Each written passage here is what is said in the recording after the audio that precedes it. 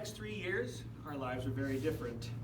Full-time dad, full-time student, daily commute from Syracuse to Oswego. Time was very scarce and we were living on a razor-thin budget. We were very fortunate to be able to make ends meet through unemployment insurance, public assistance, student loans, and by the grace of God. After this experience, there's no question in my mind that God was watching over us. There were so many times where there was a gap, financial or otherwise, and somehow the unexpected would happen and that gap would be filled. I remember our first Christmas in this situation and there wasn't money for a Christmas tree. It was really sad that my children were not going to have the experience that year of decorating a tree and having one in our home. But on the list of needs versus wants, it just wasn't going to happen. One night, my children and I were on our way back from school, and as I pulled into our driveway, it was dark out, and my lights fell upon an object laying on our front steps. Upon investigation, it turned out to be a Christmas tree.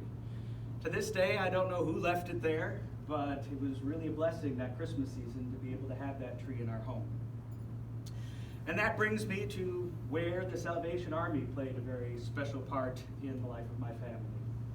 Money wasn't there for a tree, and likewise, money really wasn't there for gifts. As a dad, I wanted to give them the magic of Christmas morning, but I was not in a position to do so. As Christmas of 2010 approached, I heard about the Christmas Bureau. I was excited to discover this program, and once again, this was how a gap could be filled. I remember waiting in the cold outside the On Center on that first distribution day, and I was struck with how many were there with me. So many people, so many lives and stories, and so much need. Here we all were, waiting our turn to give our children a little Christmas magic that Christmas. My turn eventually came, and I met with my personal shopper, and she escorted me through the aisles and helped me pick out gifts for my children. I have to admit there was a part of me that kind of felt ashamed to be there. I was dad, I was supposed to be able to take care of this on my own and stand up. But in conversation with my personal shopper, she helped me swallow my pride and just accept the love and grace that was being offered to me by the Salvation Army. As I left that day, I made a promise to myself that when my family was back on their feet, I would find a way to give back to the Salvation Army and somehow be a part of the Christmas Bureau. Fast forward 3 years, and 3 distribution days later, I made it through college, had my bachelor's in accounting and my MBA. Over the next year, I worked for a local CPA firm and earned my CPA license.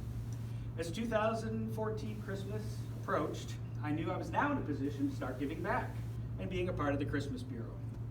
I had begun to develop a network with my peers and other young accountants in the area, and they were looking for an opportunity to help the less fortunate during the Christmas season. So I shared my story with them and suggested, why don't we try to get involved with the Christmas Bureau? We were able to coordinate a young group of professionals from several firms to volunteer as personal shopper and distribution day. This group has been back every year since, and this past year we had 44 volunteers representing 12 different firms. I share all of this not to bring attention to myself. If anything, I've been greatly humbled by this experience. I share my why so that you can see an example of the impact you had on my life and by extension on this community. The Salvation Army is making a real difference and this organization matters. As you go from here today, I encourage you to consider what is your why, because knowing your why can be a tremendous motivator. Ultimately, my why was my children.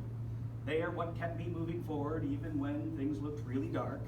And caring for my children is what led me to the Salvation Army, which in turn became my why for joining and being a part of this amazing organization. So really think about and embrace your why, and let's continue to work together to make a difference